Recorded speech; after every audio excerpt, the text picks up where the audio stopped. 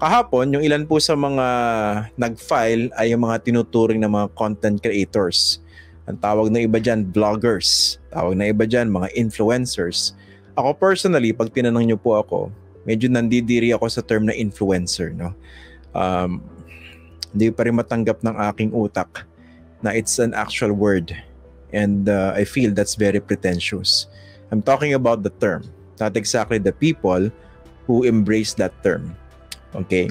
So ilan po dun sa mga nag-file kahapon ay mga tinuturing na mga content creators. I think may nag-file sa nag-file ng kanyang CONA, Certificate of Nomination and Acceptance.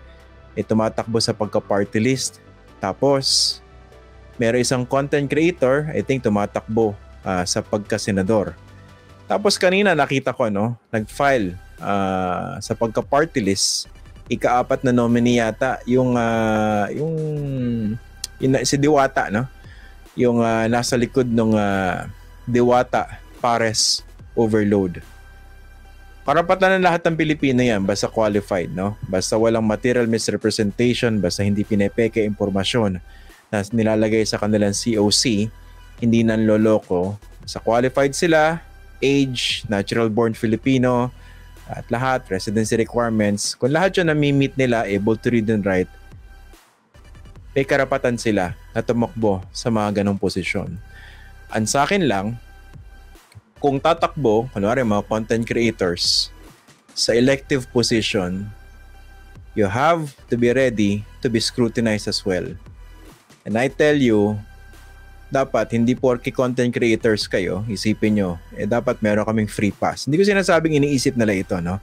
Ang sinasabi ko lang, pag sasali kayo sa ganyang larangan, you have to be ready to be scrutinized using the same standards that we are using in terms of scrutinizing, for instance, political dynasties, yung mga political clans, yung mga traditional politicians. Ako, walang masama sa akin kung magpa-file ka, kung gusto mong tumakbo sa posisyon, gusto mong maging elected official, mula pagiging content creator, gusto mo maging elected official, walang problema kung talaga meron kayong natural na puso sa pagserbisyo. Pero ako kasi ang unang-una kong pamantayan dyan, bukod dun sa natural na predisposition para magsilbi sa kapwa-tao, hinahanap ko yung competence. Kung kayo po ay tatakbo sa pagkasenador, hindi naman siguro masamang tanungin, ano po ba yung competence ninyo? No? Sana po, yung mga content creators hindi tumatakbo sa mga ganitong posisyon para lang sa clout o yung tinatawag, using today's language, for the clout. Baka naman gamitin nyo sa inyong content lang yan. Sana po tumatakbo kayo dahil gusto nyo talagang magsilbi at competent kayo. Kasi kung hindi po, kung wala po sa inyo yung ganong requirements, anong pinagkaiba nyo ron sa mga, for lack of a better word, bugok tsaka mga tanga na tumatakbo at nananalo maski sa Senado. Kasi alam niyo po, madaling mag-criticize from the studio, from the comforts of our home studios, from a podcast like this. Pero dapat, kung humihiling tayo, at least ako requirement ko to, dapat ang mga tatakbo sa posisyon, merong self-awareness. Sabi ko nga kagabi, di ba? Merong manipis na linya sa pagitan ng self-awareness and delusion. Dapat alam natin yung ating mga limitations. So, sana, sa kahit sino magpa-file, content creator man kayo, influencer, blogger, members of the academe, politician, dapat may self-awareness. Kasi minsan, merong lure yung kapangyarihan Yung tipong ma-audyokan lang tayo ng konti, ng ilang, siguro, mga taga-suporta, uy, parang bagay kang senador Uy, bagay ka mag-party list. Uy, ang dami mong followers. Maabot na ng million yung followers mo. Ba't di ka tumakbo? Okay lang yon. Pero minsan, dapat isipin natin. Just because you can, you should. Alam niyo po yun? Just because you can, you should. Hindi porke kaya yung tumakbo, tatakbo na kayo. Okay? Kasi minsan, aminin nyo man na hindi, baka ang driving force sa inyong desisyon, yung kapangyarihan, yung kasikatan. Iba talaga kasing dating matawag kang senador. Yung tipong pag naglakad ka sa isang hotel lobby, sumasaludo sa yung mga tao, Nagpapapicture yung maraming tao. Meron talagang dating yung gano'n, no? Mga trappings of power. And kung ganun po yung ating predisposition, madali po tayong kakainin ng sistema. So dapat ito wake up call, no? Kanina pinapanood ko kasi naka-live stream naman yung filing ng certificates of candidacy. And itong si Diwata, yung nasa likod ng Diwata Overload na for some reason hindi pa naman ako nakakadaan dun sa ano. Mahilig ako sa pares pero hindi ko pa natitikman yung kanyang Diwata Pares Overload. I think he is the fourth nominee dito sa vendors party list. Pang-apat. At siya yung pinagsalita. Obviously because siya yung pinakasikat, no? Baka gagamitin yung clout niya, yung social media presence, yung influence niya para hatakin yung vendors party list. Okay lang yung ginagawa naman po talaga yun sa larangan ng politika. Pero kanina kasi medyo I think the reporters were asking questions during that brief question and answer sa COMELEC. They were very polite. Pero alam ko kung saan yung tumbok ng kanilang mga tanong Kasi kung tatakbo ka sa party list, representative, magiging miyembro ka ng Kongreso, ng House of Representatives.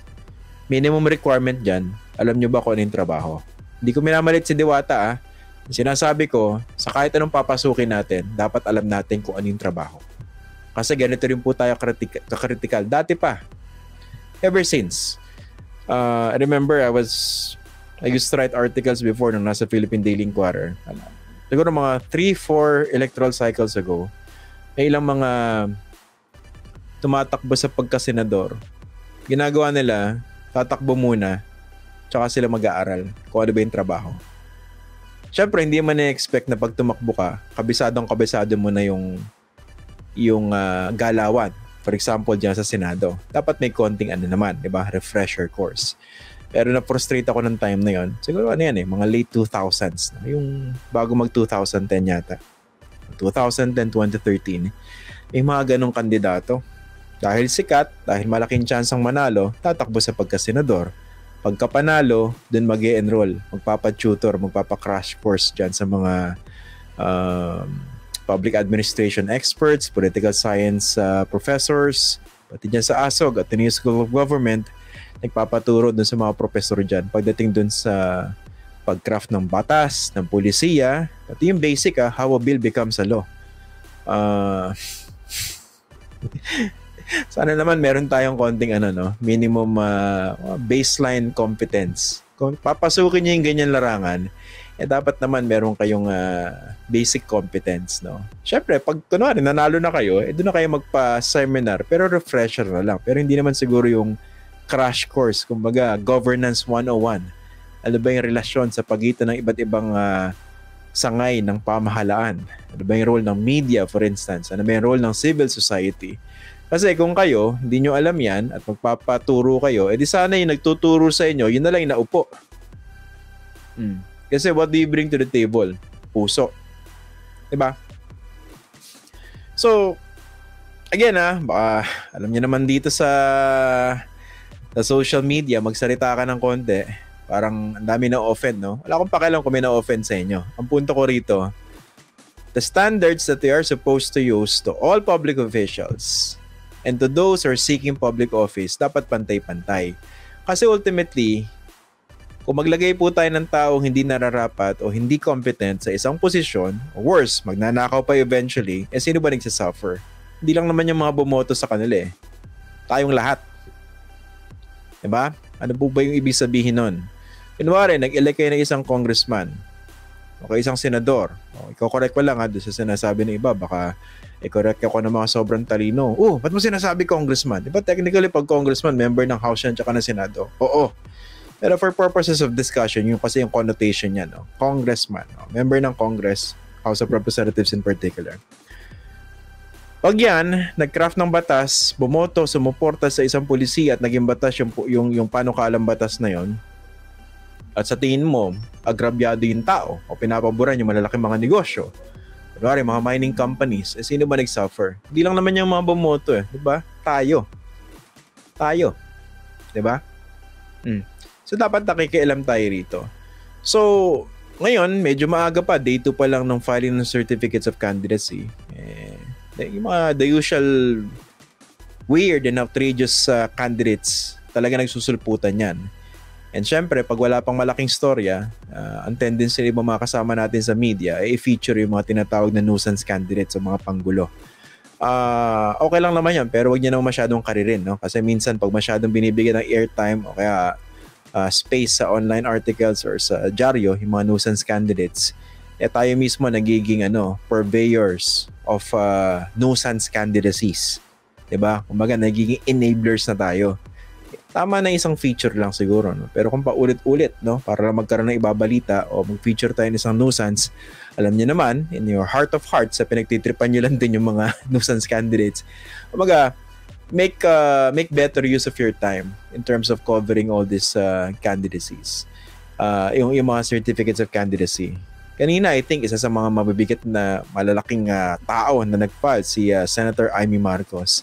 And maganda yung mga tinatanong sa kanya, yung pagbusisi dun sa mga decision niya, no?